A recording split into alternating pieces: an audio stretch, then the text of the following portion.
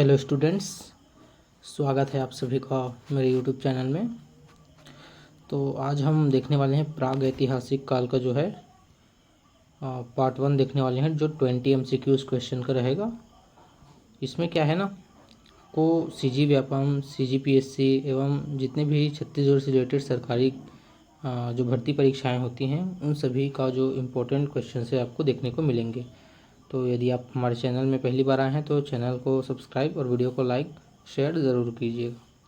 तो आज हम देखने वाले हैं प्राग ऐतिहासिक काल का जो है पार्ट 1। ठीक है, चलिए इससे जुड़े हुए हम कुछ प्रश्नों को देखेंगे जो MCQs के रूप में यहाँ पे रहेंगे।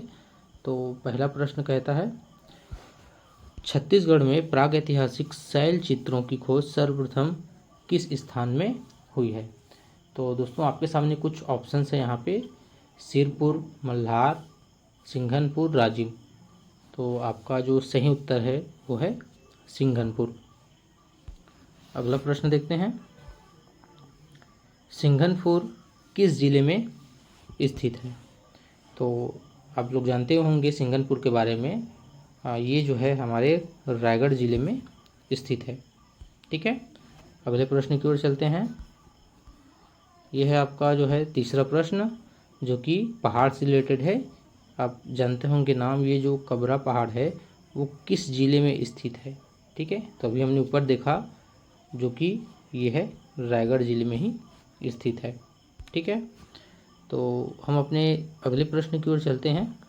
ये बहुत ही इम्पोर्टेंट प्रश्न है जो कि लगभग छत्तीसगढ़ से रिलेटेड जितने भी गवर्नमेंट एग्ज़ाम्स होते हैं सभी में प्रश्न पूछे जाते हैं। तो आपका चौथा प्रश्न है, निम्नलिखित में कौन सा स्थल प्राग ऐतिहासिक शैल चित्रों के लिए प्रसिद्ध नहीं है। याद रखिएगा क्या है, तो नहीं है। ठीक है, तो नहीं है में आपका ऑप्शन आ जाएगा सिरपुर, नंबर C वाले। ठीक, अगला प्रश्न देखते हैं।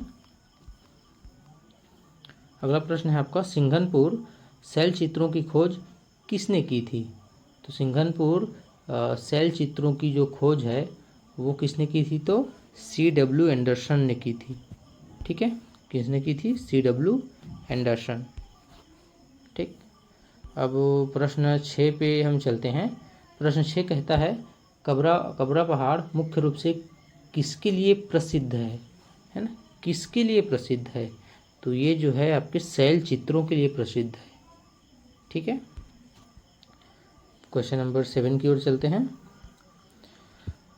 क्वेश्चन नंबर आपका 7 कहता है, छत्तीसगढ़ के प्राग ऐतिहासिक मानव का प्रमुख साक्ष्य है ना, यानी कि सच क्या है। ऑप्शन है आपका शिलालेख, शैलचित्र, ताम्रपत्र, सिक्के। ठीक है, तो इसका जो आपका सही आंसर हो जाएगा वो होगा शैलचित्र। ठीक, अगला प्रश्न देखते हैं। क्वेश्चन नंबर 8, प्राग ऐतिहासिक काल को किस आधार पर विभाजित किया जाता है। तो ऑप्शन देखिए, यहाँ पे बहुत सारे ऑप्शंस दिए गए हैं। धातुओं के आधार पे, पत्थर और औजारों के आधार पे, सिक्कों के आधार पे, राजवंशों के आधार पे। तो दोस्तों मैं बता देना चाहूँगा आपको, ये जो प्राग ऐतिहासिक काल का जो समय था ये पत्थर के औजारों का समय था। ठीक है, इसीलिए इसका जो सही आंसर हो जाएगा वो क्या हो जाएगा, पत्थरों के औजारों के आधार पर। अगला प्रश्न की ओर चलते हैं। प्रश्न है आपका 9। प्रश्न 9 कहता है, निम्नलिखित में से कौन सा प्रागैतिहासिक काल का भाग नहीं है। तो इसमें है आपका पूरा पाषाण, मध्यकाल, नवपाषाण और गुप्तकाल। तो आपका इसमें से जो सही आंसर हो जाएगा वो आपका हो जाएगा गुप्तकाल। ठीक है, और सही आंसर क्या हो जाएगा, गुप्तकाल। नंबर 10वां प्रश्न कहता है, छत्तीसगढ़ में मानव जीवन के सबसे प्राचीन प्रमाण किस काल से मिलते हैं। तो ये जो इम्पोर्टेंट प्रश्न है ये बहुत सारे एग्जामों में ये क्वेश्चन पूछा जा चुका है। प्रश्न एक बार और सुनिए, छत्तीसगढ़ में मानव जीवन के सबसे प्राचीन प्रमाण किस काल से मिले हैं, है ना। तो छत्तीसगढ़ में सबसे ज़्यादा मात्रा में जो मिले हैं वो है हमारा पूरा पाषाण काल, है ना। नवपाषाण, मध्य पाषाण और लौह युग से नहीं मिले हैं। सबसे ज़्यादा कहाँ से मिले हैं, तो पूरा पाषाण काल से मिले हैं। अगला प्रश्न की ओर चलते हैं। प्रश्न नंबर 11 आपका कहता है, निम्न कथनों पर विचार कीजिए। कथन क्या है? सिंगनपुर में शैल चित्र मिले हैं। कबरा पहाड़ रायगढ़ जिले में स्थित है। ठीक है, तो ये क्या आपका आंसर हो जाएगा? क्या केवल एक सही है या दोनों सही हैं, या दो सही या फिर दोनों गलत है ना। क्वेश्चन क्या रहा देखिए, सिंघनपुर में शैल चित्र मिले हैं, तो हाँ बिल्कुल मिले हैं। कबरा पहाड़ रायगढ़ जिले में स्थित है, तो बिल्कुल, तो क्या हो जाएगा? ऑप्शन सी, ये दोनों क्या है आपका? सही है। ठीक है, अगले प्रश्न की ओर चलते हैं। प्रश्न 12 कहता है शैल चित्र मुख्यतः कहाँ बनाए गए थे? ठीक है, शैल चित्र मुख्यतः कहाँ बनाए गए थे? तो ऑप्शन है ताम्रपत्र, चट्टानों की दीवारों पे, लकड़ी पे, या फिर मिट्टी के बर्तन पे। तो उस समय गुफाओं में लोग जो है चट्टानों की दीवारों पे शैल चित्र को बनाया करते थे। ठीक है, प्रश्न नंबर 13 की ओर चलते हैं। शैल चित्रों में सबसे अधिक किसका चित्रण मिलता है? तो दोस्तों शैल चित्रों में सबसे ज़्यादा किसका चित्रण मिलता है? तो युद्ध, ये तो गलत हो जाएगा आपका, है ना। शिकार, है ना, तो ये वाला आपका ऑप्शन जो है राइट हो जाएगा। कृषि वो लोग उतना ज़्यादा करते नहीं थे, व्यापार भी उतना ज़्यादा करते नहीं थे। सबसे ज़्यादा क्या पे डिपेंड करते थे? वो अपने भोजन के लिए शिकार पे डिपेंड थे। इसलिए आपका सही आंसर क्या हो जाएगा? शिकार। अगले प्रश्न की ओर चलते हैं। प्रश्न नंबर 14 कहता है प्रागैतिहासिक काल का अध्ययन मुख्यतः किस विज्ञान से संबंधित है? ठीक है, तो इसका जो ऑप्शन है पुरातत्व, राजनीतिक विज्ञान, अर्थशास्त्र, या फिर समाज शास्त्र। तो ये जो है देखिए, प्रागैतिहासिक मतलब हम पुराने समय के बारे में बात कर रहे हैं। तो जब भी हम क्या करेंगे, पुराने समय की बात करेंगे, तो वो किसके अंदर आएगा? पुरातत्व के अंदर में आएगा। ठीक है, प्रश्न नंबर 15 की ओर चलते हैं। छत्तीसगढ़ में शैल चित्रों का सबसे बड़ा समूह कहाँ मिलता है? ठीक है, तो कबरा पहाड़ में, सिंघनपुर में, दोनों में, या फिर सिरपुर में? तो ए और बी, है ना, कबरा पहाड़, सिंघनपुर, ये दोनों में मिलते हैं। तो इसलिए ऑप्शन क्या हो जाएगा?